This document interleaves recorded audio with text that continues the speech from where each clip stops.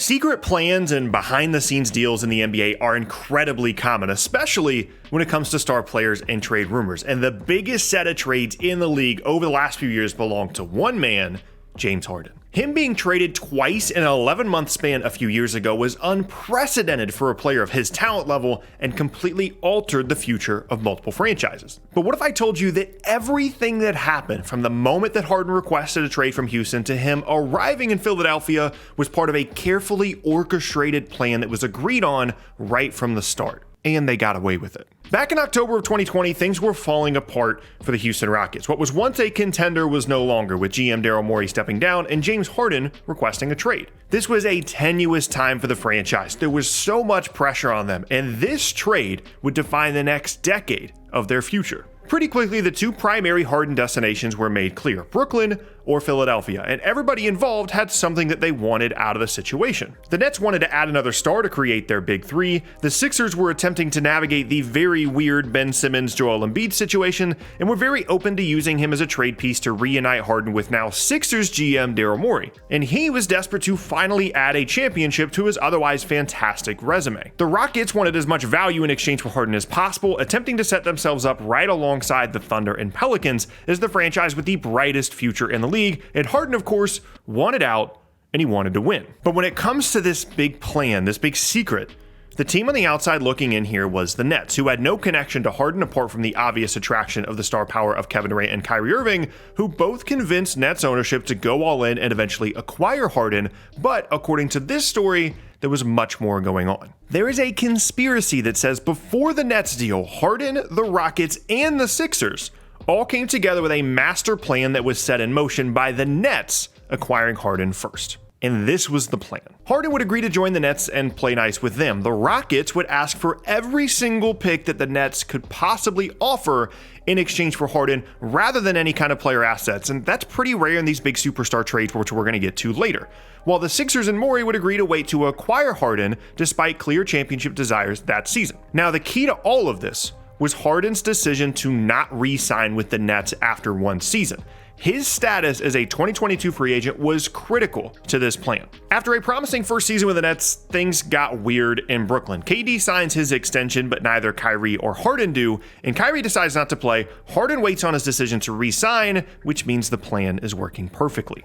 A few months into his second season in Brooklyn, Harden strangely starts floating his newfound desire to once again be traded, this time to the Sixers to reunite with Morey. The Nets, of course, after trading away their entire future just a year earlier, would initially deny this, but the threat of losing Harden for nothing in free agency in 2022 would ultimately be enough to force their hand. Harden ends up in Philly for Ben Simmons, Seth Curry, Andre Drummond, and 2 firsts, and suddenly, everybody but the Nets get what they want. But this is just the beginning. Let's look at the evidence here. Harden ends up in Philadelphia, which is where he always wanted to be in the first place. Morey and the Sixers have a legitimate chance to win a title, and they didn't pay as much for Harden as they would have in the first place, while the Rockets have a ton of draft assets from a team that is suddenly falling apart. Speaking of those draft picks, let's take another look at that initial trade. It was definitely weird at the time that the Rockets prioritized as much draft compensation as they did in the initial Harden deal. Similar level players had required a combination of both actual player assets and future draft picks, but the Rockets went away from that in favor of every single pick that the Nets could give. And after the deal, the front office was adamant about the fact that their goal the entire time was to stockpile draft picks. But at the time, those picks weren't seen as all that valuable because the Nets would be championship contenders for the entirety of the time the Big Three was together, and at least a playoff team for as long as Durant was around.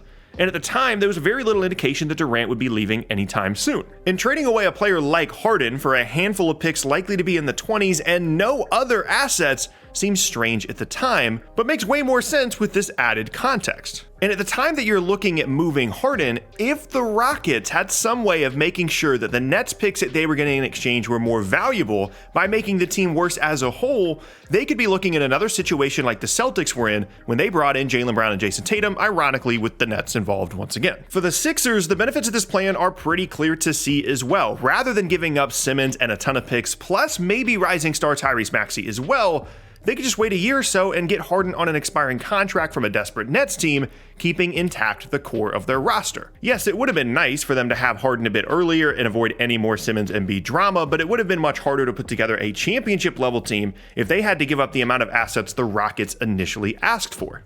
And those benefits also exist for Harden, a guy that desperately needs a championship to validate his status as an all-time great guard, and that goal doesn't get any easier to achieve if the Sixers give up more than they need to. And to make all this even weirder, by the time the Nets did actually move Harden, he was basically an instant upgrade for the Sixers roster.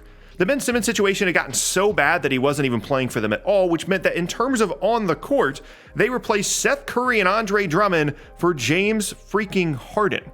An absolute steal. The team left out of this master plan, of course, was the Nets. And granted, if Kyrie had just played that second year with Harden, maybe none of this happens. But as it stands, it didn't really take that much for Harden to immediately ask out when things got weird, which is really interesting.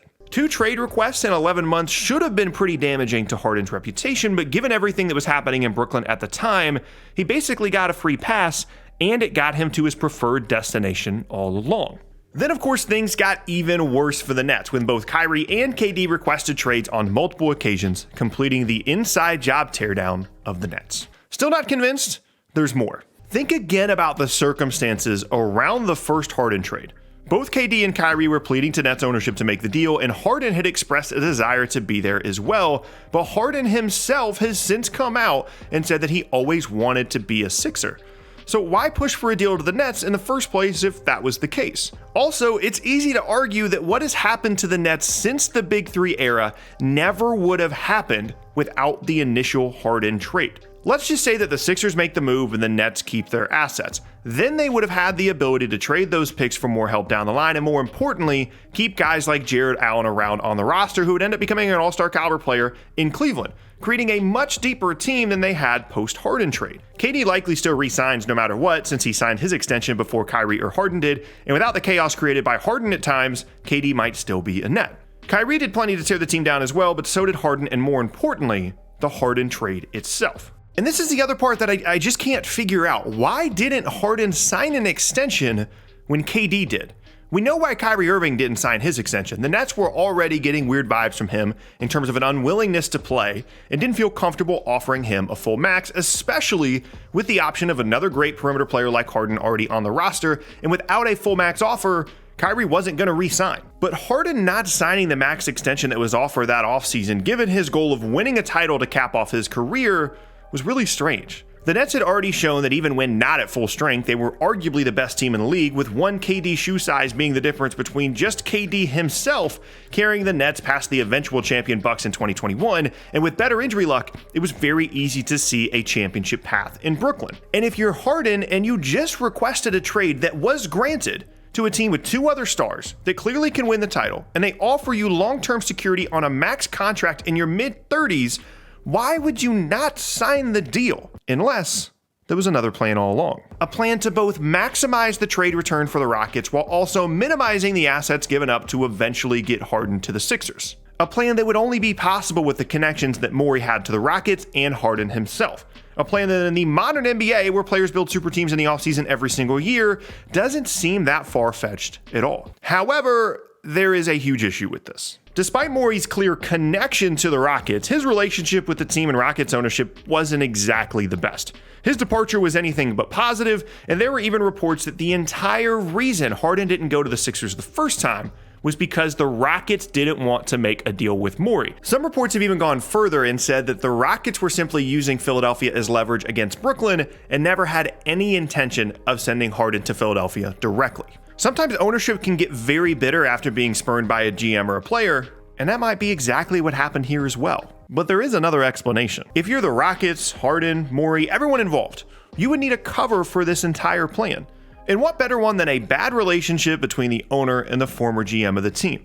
What a great, totally believable smokescreen to distract everyone from what was actually happening behind the scenes. And the argument of Houston not sending Harden to Philadelphia just because they were bitter about Morey doesn't make any sense at all. This is the biggest trade in decades for the franchise, and it sets up the entirety of your future. The goal is to get as much value in exchange as you can, regardless of what team you send Harden to, so being bitter about the GM is kind of a soft excuse. No matter what you believe, there's enough factors here to think that something definitely happened here. It's one of the strangest circumstances that we've ever seen in the history of the league, and that might just be because that was part of the plan all along.